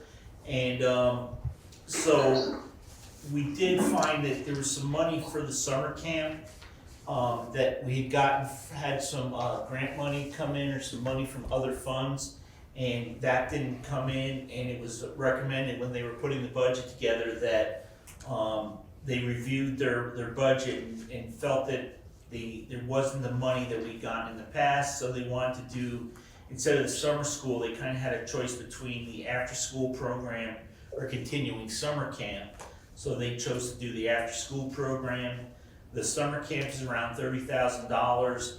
We are only required to provide educational programming during the school year. They prioritized the after-school program versus the summer program and maintaining the after-school program for the family and the students. And Dwight was not aware of that. He picked it up on the digger, so he asked to have it brought up. Unfortunately, Dwight, because it wasn't warned, we can't expend money without it being warned. Well, that's what I want maybe Heidi to clarify for us. And so is this, and maybe you can too, Rich, I don't know if we're asking you to expend money. So you're saying that program is no longer in the budget for the expenditure? Yeah, if you look at the budget, it's not in there, but Heidi, do you want to address that? Sure. Sure. It was really coming down to when I sat with both Francesca and Tracy, and we were looking at where we could cut things, and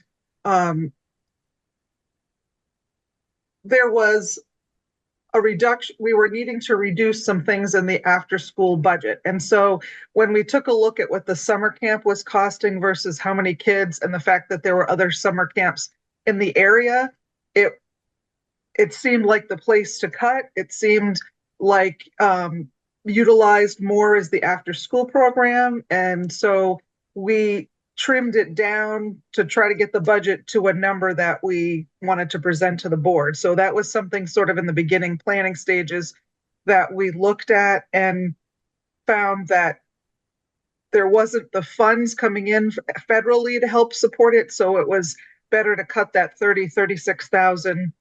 We didn't cut that entire amount, but we reduced it enough so that she could continue to maintain the after-school program in both places. Both of them could, while saving the taxpayers some money. Can I follow up some questions, Richard? Yeah, but let me just say that because we can't reinstate it, and it's not a huge percentage. Mark made a point earlier saying like the IB program at 30,000 is, or whatever, it's a certain percentage of the percentage that we're looking at possibly saving. So I think it's definitely something, if we want to reinstitute it and we think there's a call for it and our administrators are good with that we can still do it, Dwight, because we get a bottom line budget, so we can actually say, and we have several times, we've had things come up mid-year that we've wanted to take care of or do. So it's definitely something we can do. I don't think we need to increase the budget. I think there's usually enough fluff in the budget that we can take, like 30,000 is not a hard number to come near. If it was 350,000, then I would say no way, no chance in heck. So I think my recommendation would be that since it wasn't warned and we really aren't prepared, and we don't have the superintendent with us tonight, we don't have the Dover building administrator, I'd like us to we've brought it up, we've made a point of it, and that we discuss it at our next regular board meeting.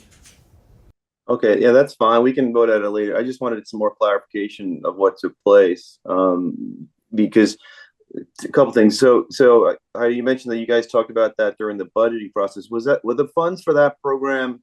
Because what was reported in the Digger was the ESSER funds that had been extended, and that were cut back at the end of March. So which funds were being used for that summer program?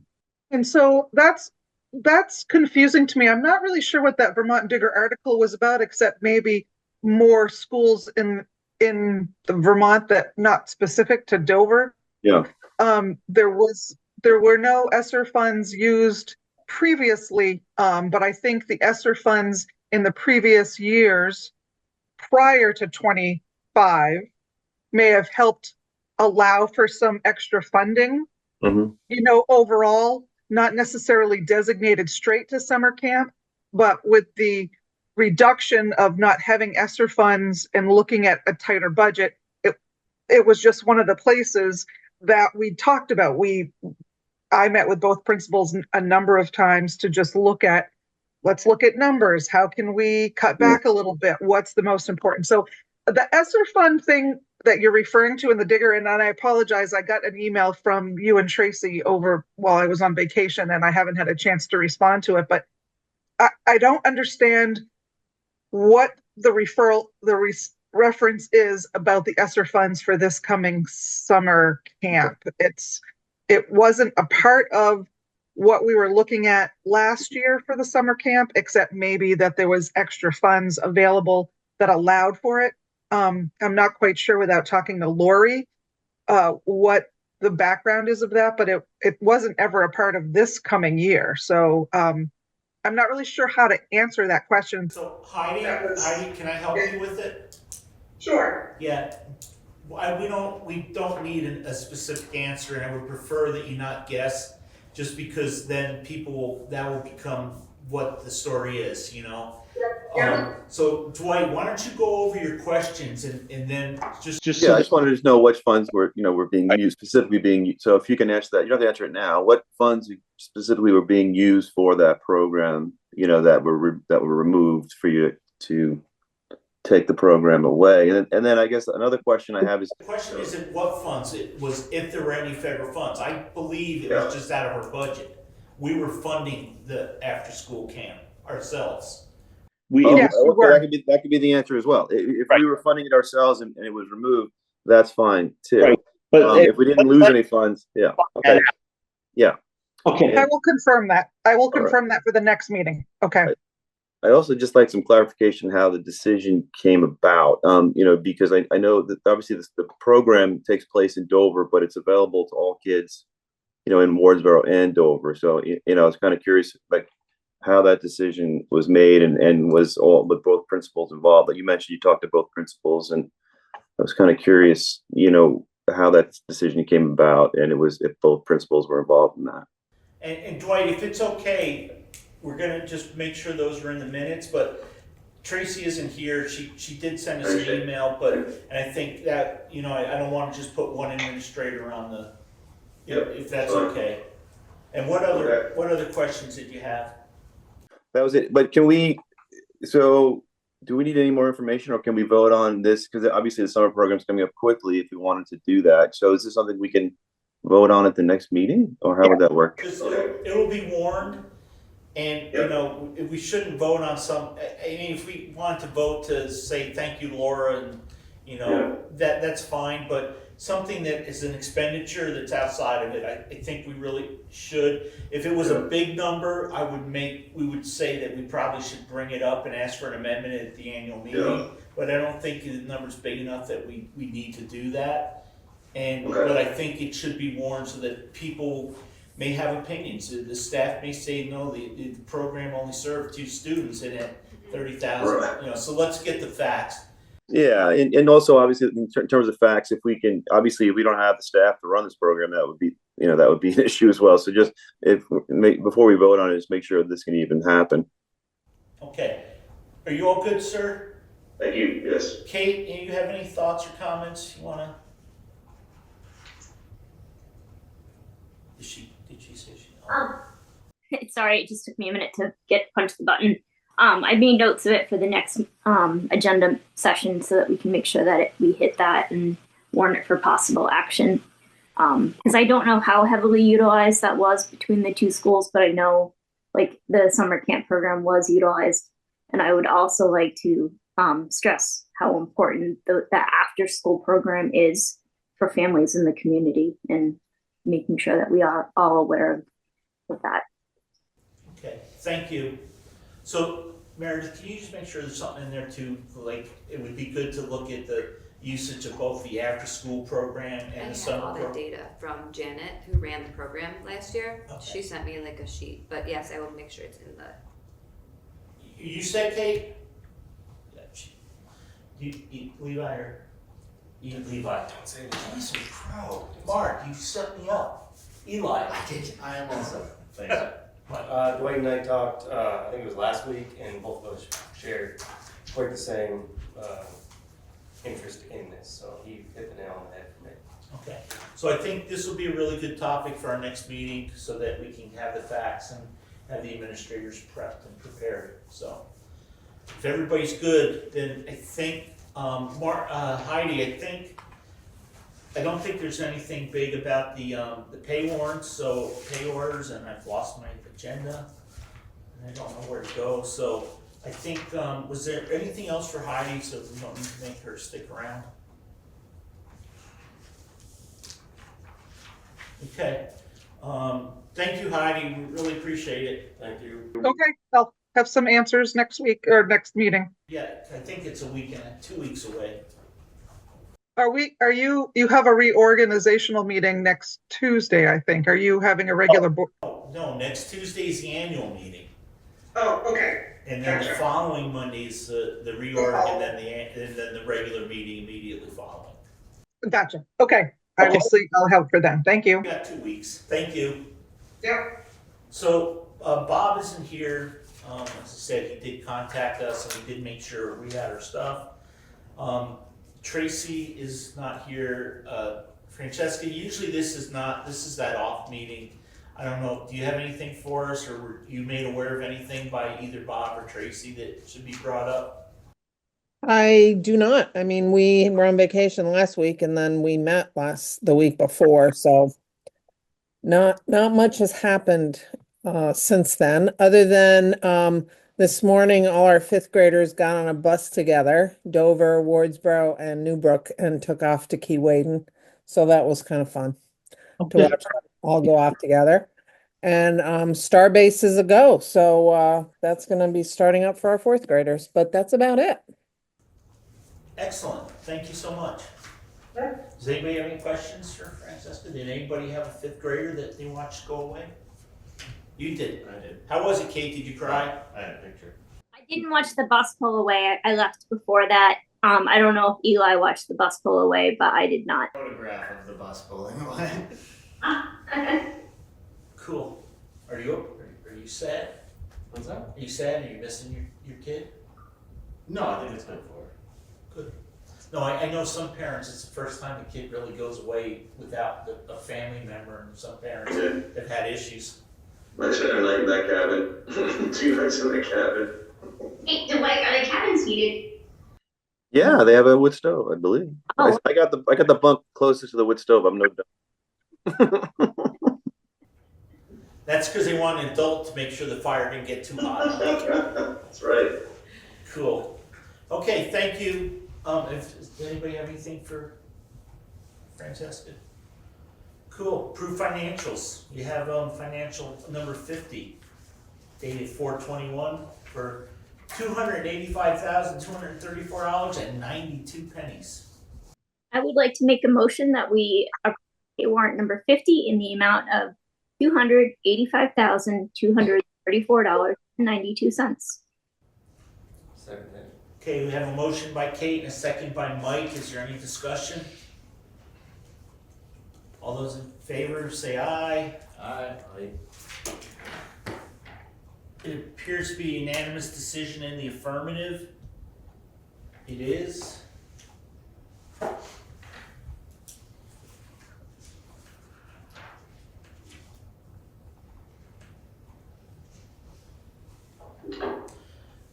Laura said she was gonna be doing a remote, but she doesn't show up on the screen. I'm just checking. Sorry, guys. Okay, so that passes. Next item is policies. We have 3 policies. Kate, do you need the super here, or are you ready to move these forward? I believe we can move them forward and we can warn all 3 of them. I feel like we had B3, but yeah, I think we can warn all 3 of them.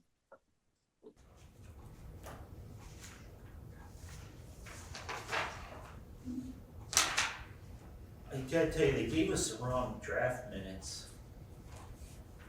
Did they? Oh no, I'm sorry. 27 was our last one. Yeah, no. Didn't want it the last one, I just checked on that too. Yeah, but I think we talked about like that we were going to warn them. okay, so we have 3 policies. We have D8, selection of library materials. There's some updated stuff. There's an American Library statement that was dated 24. We last had this in, I don't know when our last one was. It doesn't show on here. Oh, 2004, I'm sorry. This is freedom to read statement. So would somebody like to make a motion for policy D8, selection of library materials? I would like to make a motion that we warn policy D8 for the selection of library materials. Do we have a second? Oh, I see, Kate, it just came out April 1st from VSBA.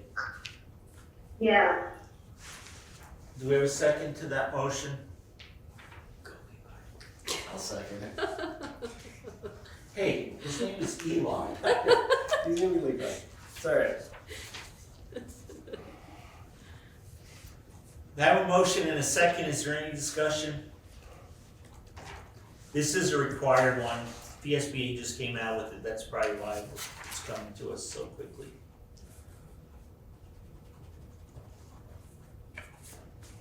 Hearing none, requires the board to adopt the policy by July 1st. So all those in favor say aye.